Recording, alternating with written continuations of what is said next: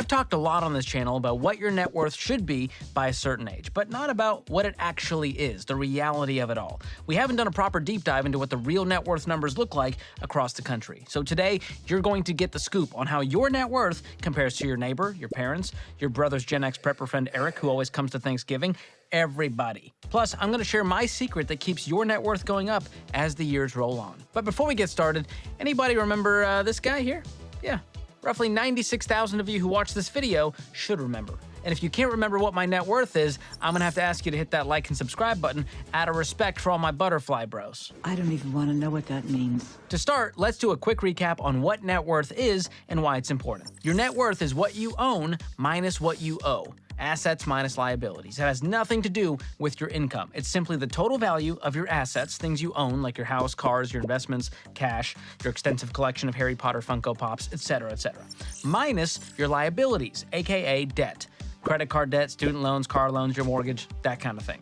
Now, for example, let's say in assets you have a home valued at $210,000, a 401k with 60 grand in it, a car worth $15,000, a savings account balance of 7 grand, a checking account balance of 2 grand.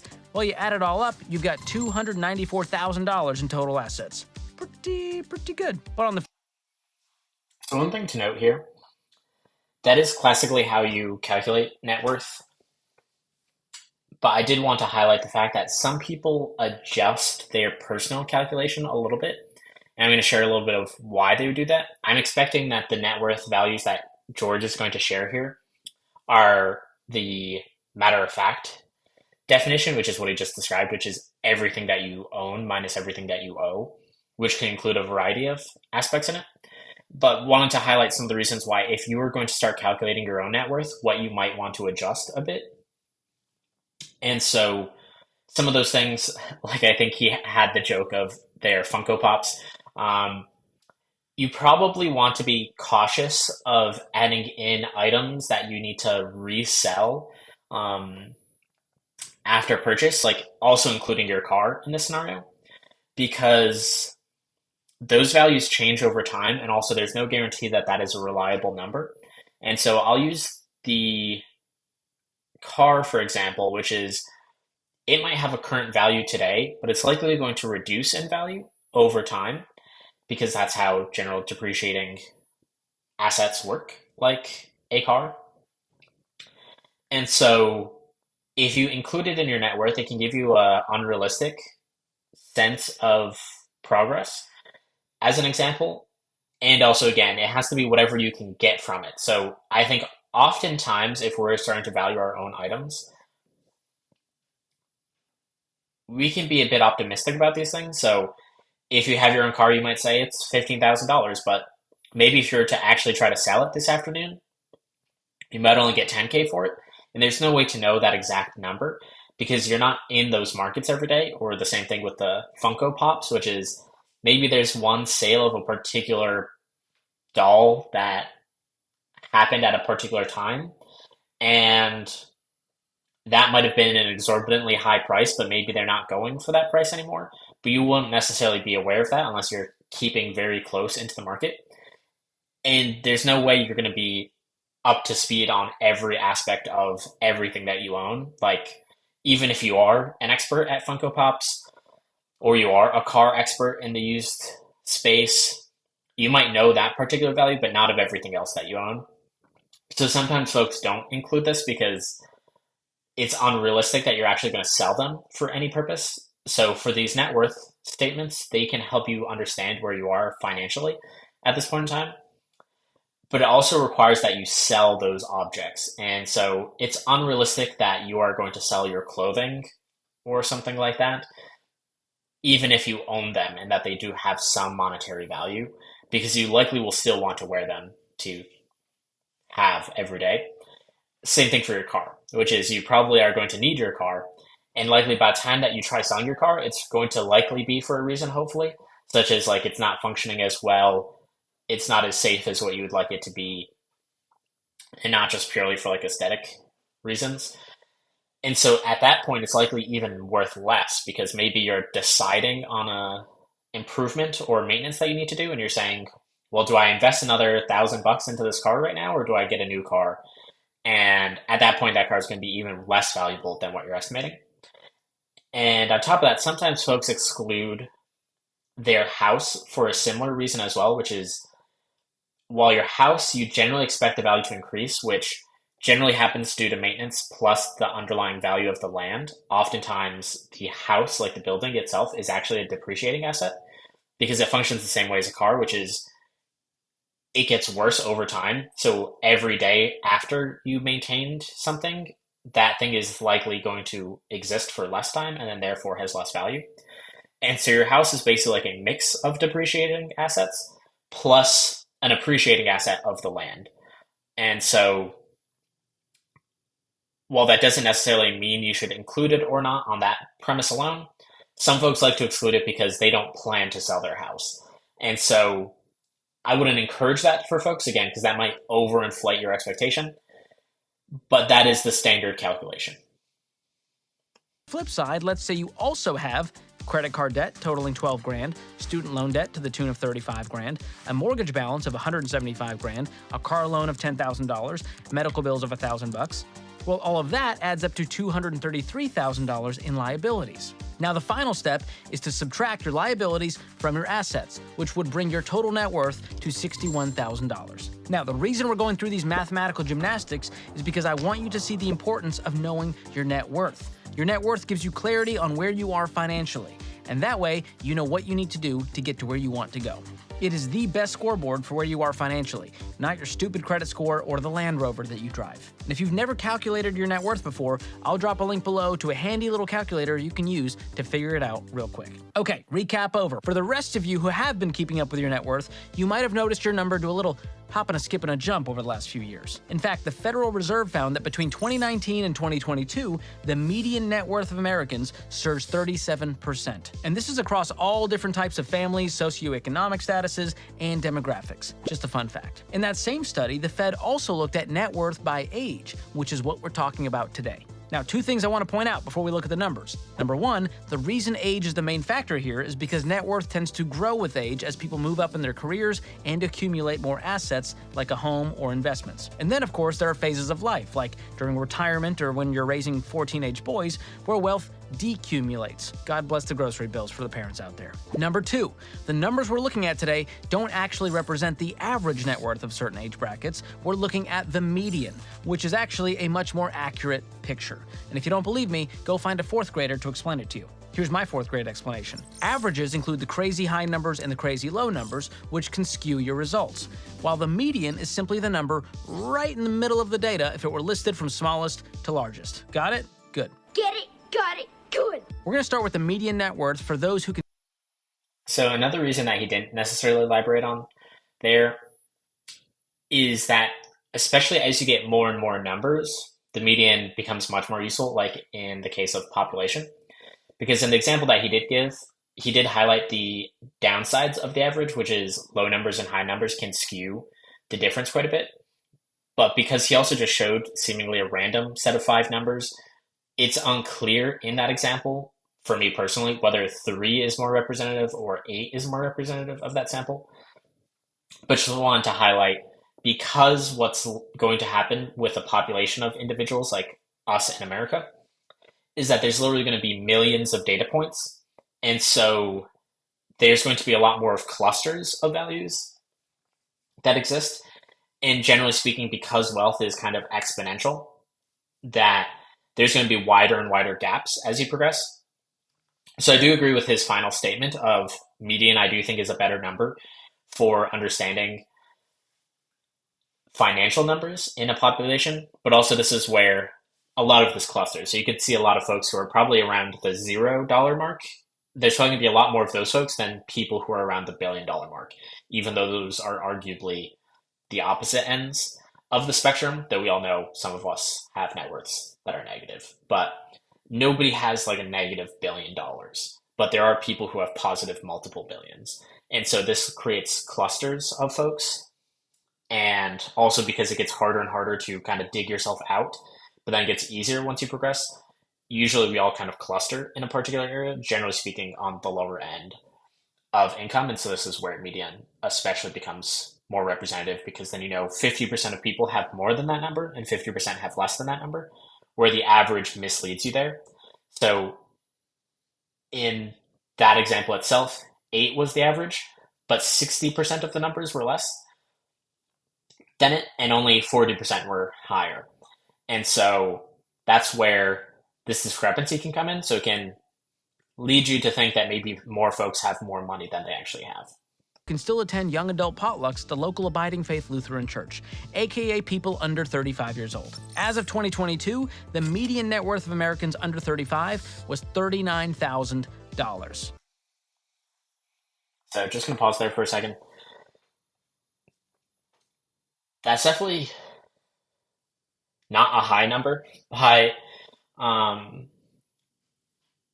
most standards, but I actually think this is a decent number overall, considering most folks I would expect in their 20s are probably somewhere in a median of a negative number, I would have to imagine. So this one already goes to 35. So if you take a step back, this means most folks, by the time they're in their mid 30s, they have hopefully already overcome a good portion of debt that they've taken on earlier in their life.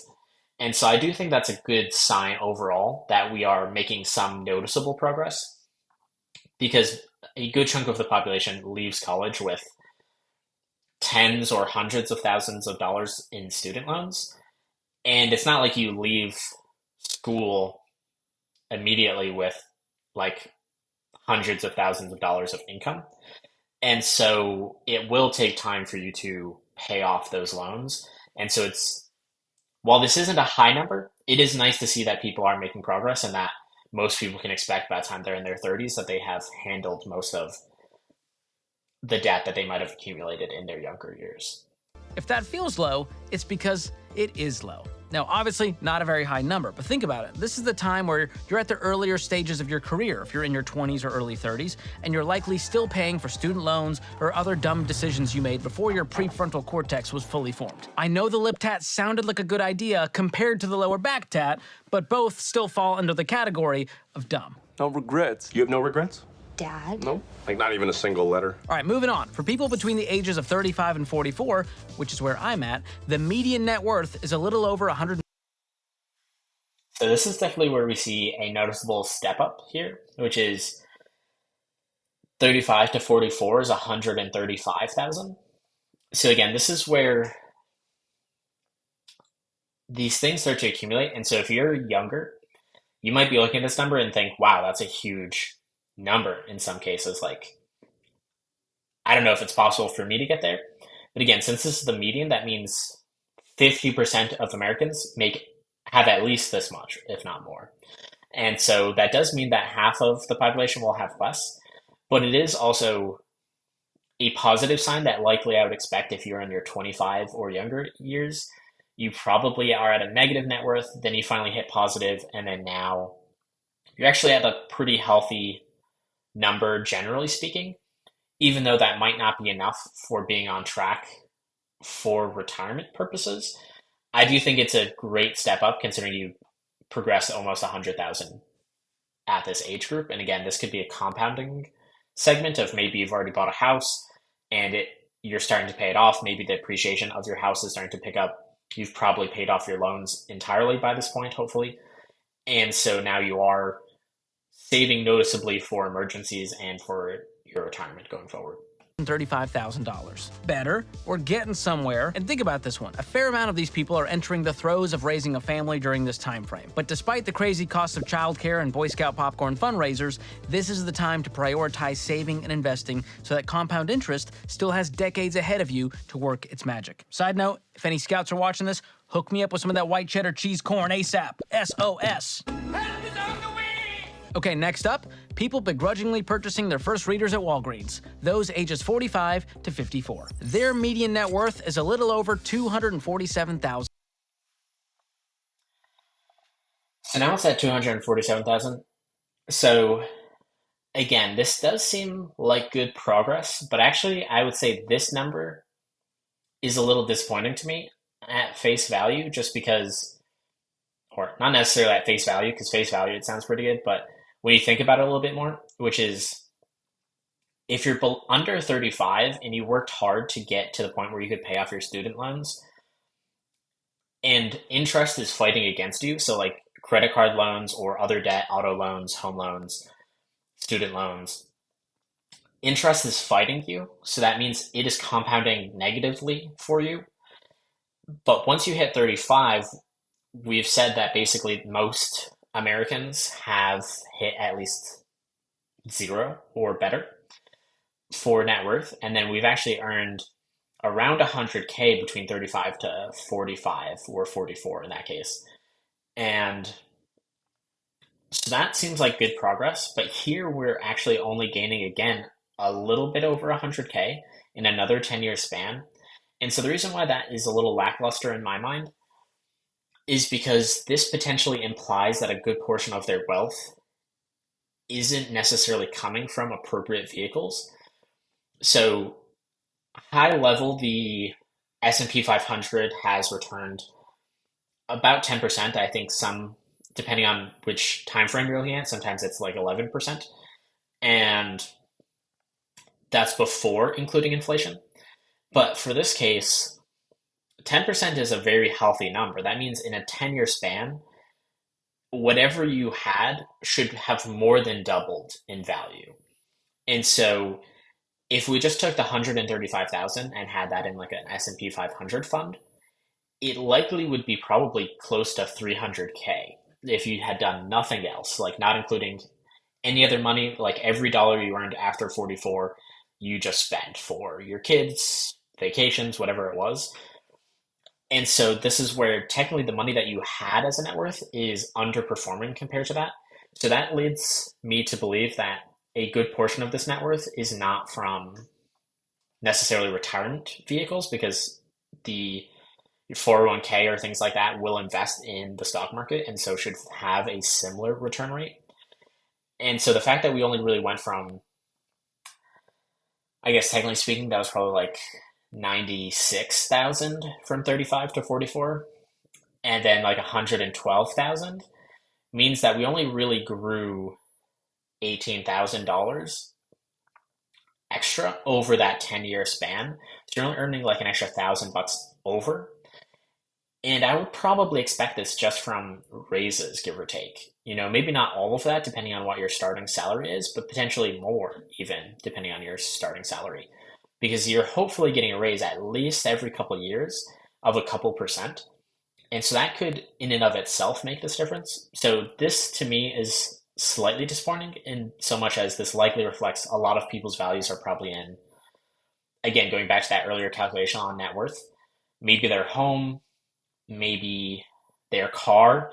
And so while these still technically represent your full financial picture, these things aren't necessarily going to put more money in your pocket year after year. And so this number is a little disappointing to me for that reason, which is it shows that likely a lot of people's net worth is not in retirement savings or in an investment that's actually going to be growing for them noticeably year over year. $1,000. All right.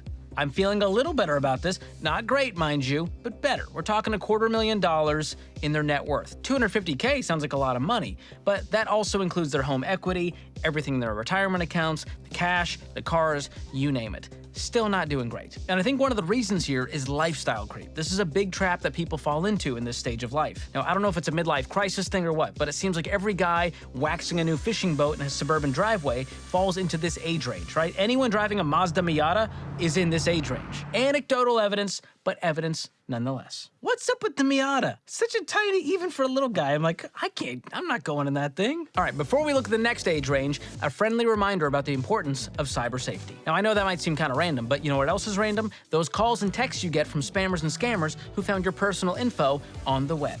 And that's why I use Delete Me to keep my private data private. Delete Me is an online service that can find and remove your info from hundreds of these sketchy data broker websites, and they send you a full report detailing what they deleted from where. And I got my report right here. They have saved me 44 hours of time it would have taken me to find and remove that stuff myself. And right now you can get 20% off any of their plans for being a George Kamel fan by going to joindeleteme.com/George or clicking the link in the description. Another random PSA I'd like to share is that if you're storing your emergency fund in a regular savings account, come here.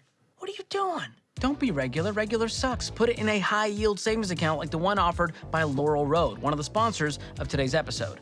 That's where your money can earn 4.8% APY with no bogus maintenance fees, no minimum balance, and FDIC-insured deposits. So if you want to get your savings working harder for you, go to laurelroad.com/George to learn more or click the link in the description. All right, back to it. We're not getting any younger here. For ages 55 to ages 64, the median net worth was almost $365,000. So I'm gonna pause there again. So 365,000 for folks 55 to 64.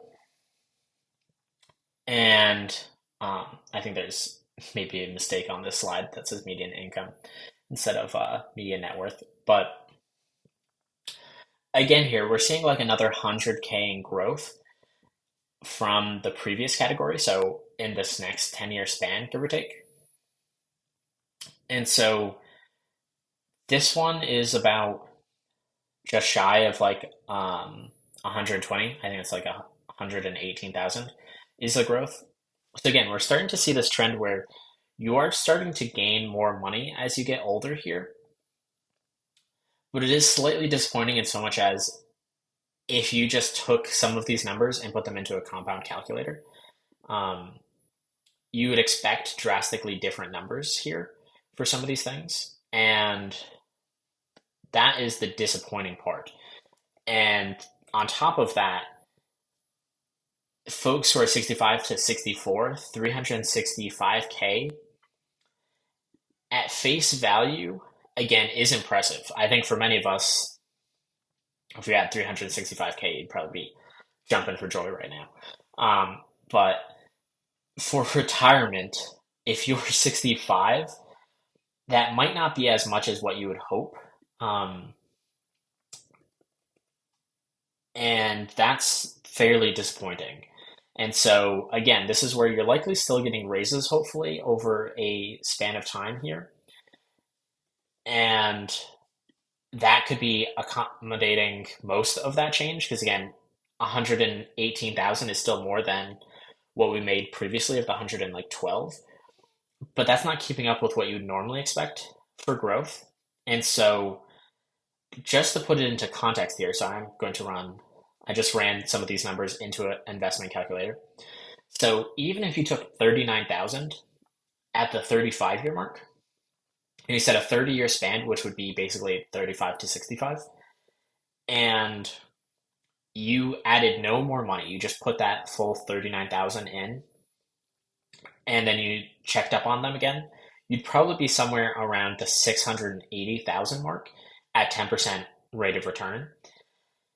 And so those are the types of numbers that I'm trying to compare here, which is why this is slightly disappointing, which is you could practically have had twice as much money if you had just taken everything that you owned at the age of 35, potentially sold it all, put it into the stock market, and then used every dollar afterwards for whatever you wanted. You could party it up, you could go travel, you could eat out however much you wanted. You never saved another dollar. After that 39,000, you would actually have more money than you would here. And so that's the part that isn't 100% making sense to me. And again, I think George highlighted this of that probably means you have housing as a good portion of this value. And that's why these numbers aren't growing as quickly. But I just wanted to put that into perspective, which is compared to what you could get on some of these numbers in the market, I would expect these numbers to jump up more, actually. And you can start with a much smaller number, like I just used the 39,000 in that case. And again, adding no more money, 30 years, 10% interest, you're just above 680K. And so that's a pretty big discrepancy from what we're seeing here. Now you'll notice we're making some progress, not as much as we'd like to see. These people are at the beginning of the end. And by the end, I mean the home stretch until retirement, okay? Not time to go riding on that long black train with Josh Turner just yet. Don't you die on me, don't you die on me. For this age bracket, the window to build wealth isn't gone by any means, but it is shrinking, as are the people ages 55 to 64 years old. Now, at this point in your financial journey, I would love for you to have a paid-for house and be maxing out your retirement accounts every single year with catch-up contributions, which doesn't look like most people are doing, judging by the median net worth. Let's get to it, people. All right, moving along, for people ages 65 to 74, the median net worth is about $410,000. So just want to pause there for a second. 64 years old. Now, at this point in your financial journey, I would love for you to have a paid-for house and be maxing out your retirement accounts every single year with catch-up contributions, which doesn't look like most people are doing, judging by the median net worth. Let's get to it, people. All right, moving along, for people ages 65 to 74, the median net worth is... Yeah, so here it's 410,000. And I just wanted to pause here again because you can take a look at all of the ages and how they progress. And this gets up to 410,000. So that's again a pretty big difference from what I would expect to see for somebody in this scenario. So I'm going to take that same 39,000 and put in 40 years here for the 10%, which would basically be what you'd expect to have at the end of this age range. And this is going to be a huge number. And again, why I keep highlighting the S&P 500 or investments in the stock market in general. So you'd expect if you had 39,000 invested and you waited 40 years at 10% return over that time, you didn't pull any money out, you didn't put any extra money in, you'd actually be at 1.765 million. So you'd be just shy of 2 million. You'd be at like 1 3/4. And so that is a huge discrepancy between these numbers. Again, while it is impressive that we've effectively gone up to from 410 from 365, again, at face value, depending on your age group, if you're 35 or under, $410,000 sounds phenomenal. Like that would be life changing. Likely even for most of these age groups, that would be life changing numbers. But if you compare them to what it could have done for you if you were properly saving it for like retirement or other purposes, you could be much, much wealthier. And I think that's the downside to this, and sort of the disappointing part of this number is it could be so much higher. Again, you could be close to $2 million if you had just sold everything. Like if people hit the age of 35, sold everything that they had, put in the S&P 500, and then every dollar that they spent afterwards, every dollar that they earned from their income afterwards, they just spent however they wanted, they would be richer by over 3x. They'd actually probably be closer to, more than 3x. This is probably closer to like 5, little less than 5x, so about 4x here, 4 to 5x that amount by the time they hit 75. And so that's a huge difference, and likely something that many of us would probably choose to do if we just had to struggle that one time at 35, and then we could basically enjoy our incomes afterwards. And so just wanted to highlight this of how powerful compound interest can be and how it seems as though many of us are not actually taking advantage of that.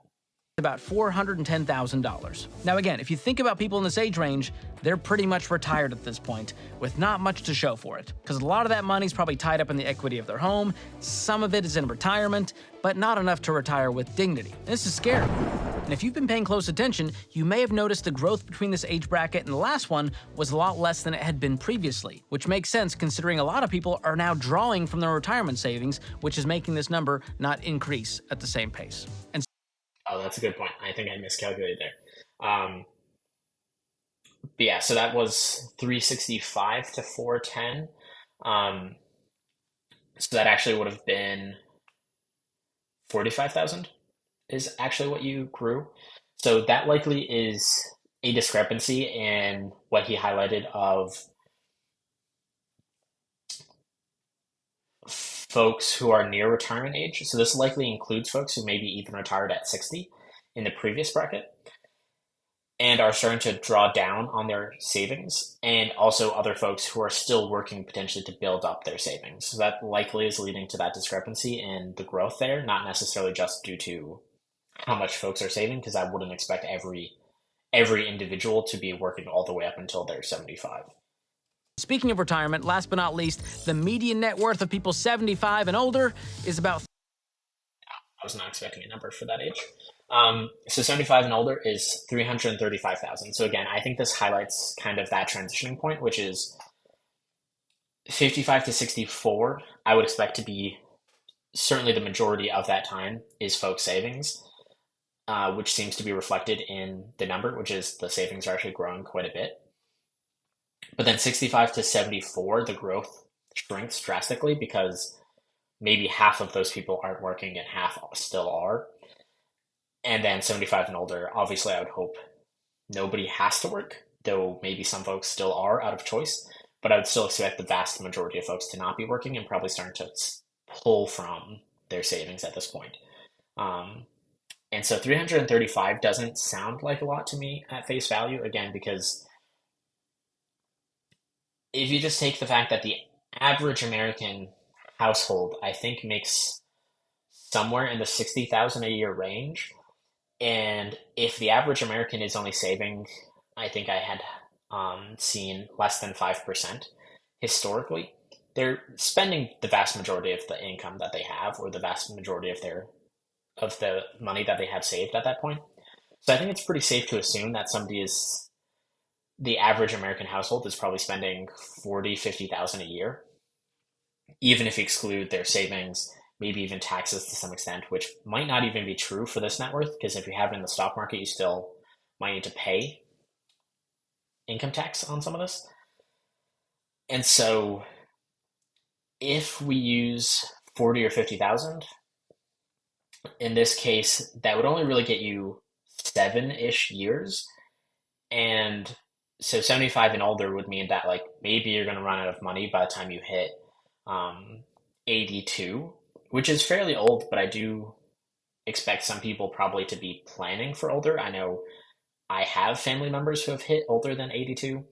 Obviously, not all of them have, but this is where folks should be mindful of how much their spending is today to come up with what is a realistic number for them, because this seems fairly low to me. $335,000, which proves my point. We are decumulating at this point, not accumulating. The net worth number went down a good bit, and I'd be willing to bet it's because they underestimated the cost of living and especially the cost of healthcare expenses. They are needing to pull a lot of money out of these retirement accounts in order to just stay afloat. In fact, it's estimated that a couple retiring at 65 will need roughly $338,000 in savings. Yeah, so just wanted to pause there again, because I think they were highlighting how much they need to spend in healthcare, and so this is 338,000. So he's basically highlighting the fact that you'd expect to spend more on healthcare than what most people have saved. So we're basically saying the majority of Americans are in trouble for their retirement, which is really unfortunate, and I think also why a lot of financial advice, I feel like if you think of like a Dave Ramsey or something like that, usually have this intensity around savings. And I know that can be somewhat fearful or fright-inducing for folks because you don't necessarily want to worry or have another thing to stress about. But I do think this is why some of those folks have this sort of tough love mentality or kind of this push for them, is because the disparity in what most Americans are saving compared to what they need. And so basically, like, just taking these numbers, George is highlighting the fact that actually most people would be worse than broke. They would actually be negative after getting all the healthcare that they would expect to have in old age compared to how much they save. And so this is where, for the average American, you're likely saving way less than what you should be doing to have a very comfortable retirement. And this is something that most folks should be changing. Now, I know that's not everybody, but that means if you are in a home with other people and it's not just you in it, then like let's say you have roommates or maybe you're taking your friends, that's one out of two people. So even if you say you're not in that scenario, that means the next person you see is likely in that scenario. And so that's a lot of people, probably too many people in that case. Just to have a good chance of covering healthcare costs during retirement. And remember, it's not just healthcare you got to pay for, it's food, utilities, and birthday money for your grandkids. Love you, Teta. Okay, sadly, there are no more numbers on the list because 75 and older is where that long black train stops at the station. But let's focus on where your net worth stands and what you should do with this information while you're alive. I'm not dead. For starters, if your net worth is higher than the median, that's great and all, but don't celebrate quite yet. Don't get too comfortable. Because the way I look at it, average here is kind of the suck bar. Even if you're a little above the median, it's not gonna guarantee your net worth will be enough for you to get through retirement and leave a legacy. On the flip side, if your net worth is lower than the median that you heard, regardless of how old you are, you don't need to freak out. All right, in fact, once I found a plan for my money that actually worked for me, it only took me 10 years to go from negative net worth to net worth millionaire. All right, here's how it worked. At 23, I had $40,000 in student loan debt and credit card debt. I had a negative net worth. I started to get out of that debt using the Ramsey plan, using the baby steps, and in 18 months, I was completely debt-free. About 6 months later, I got my fully funded emergency fund of 3 to 6 months of expenses. Then I started saving up for a home, bought a home, invested 15% of my income into my company Roth 401k, got the home paid off, invested more, and all of that over the course of a few years led me to a net worth of over $1 million, which is far and above the medians you heard today. So while it helps to know your net worth and where you stand, don't obsess over it. Instead, focus on doing the right things with money and you'll be just fine. Yeah, I think that's a great point that George is bringing up. Again, I had previously highlighted kind of the discrepancy between how much net worth was increasing over time and what it could if you used your money wisely. And this is basically what he's saying as well, which is if you take appropriate steps to improve your financials, it's easy to beat the average. Well, maybe not easy. It's probably hard to beat the average, but it is simple to beat the average. And that is just make better financial decisions than the average American is making. And so because not everyone is taking the most advantageous path towards financial stability, this creates space for folks to catch up and do better. And again, if you're younger on this age range, because again, I used the 39,000 from the 35 and under group, you have so much time that you could easily exceed what these folks are doing. Even if you put in like 10 or 15K into the S&P 500 and just didn't touch it till you're 75, you'd probably have more savings than the average American has. And so there's many, many opportunities that you have, even as you get older, but something to be mindful of. You can always catch up and you can always do better than the average. So I wouldn't necessarily use these as the milestones, but these might help folks contextualize where they are. And I do think folks should likely be striving for noticeably higher than these numbers, especially as you age. Plus, if you're watching this channel and following the plan that I teach, your net worth is naturally going to go up over time. It's going to take some hard work and sacrifice, but it will be worth it, and the momentum you build will be incredible. So let me know in the comments where your net worth stands compared to your age bracket and how you feel about it. I love a good check-in. And be sure to keep watching this next video to find out why your net worth explodes once you reach $100,000. And by explodes, I mean like kaboom! As always, thanks for watching. We'll see you next time. Thank you for watching. If you liked what you saw, please hit like or subscribe. I will see you around.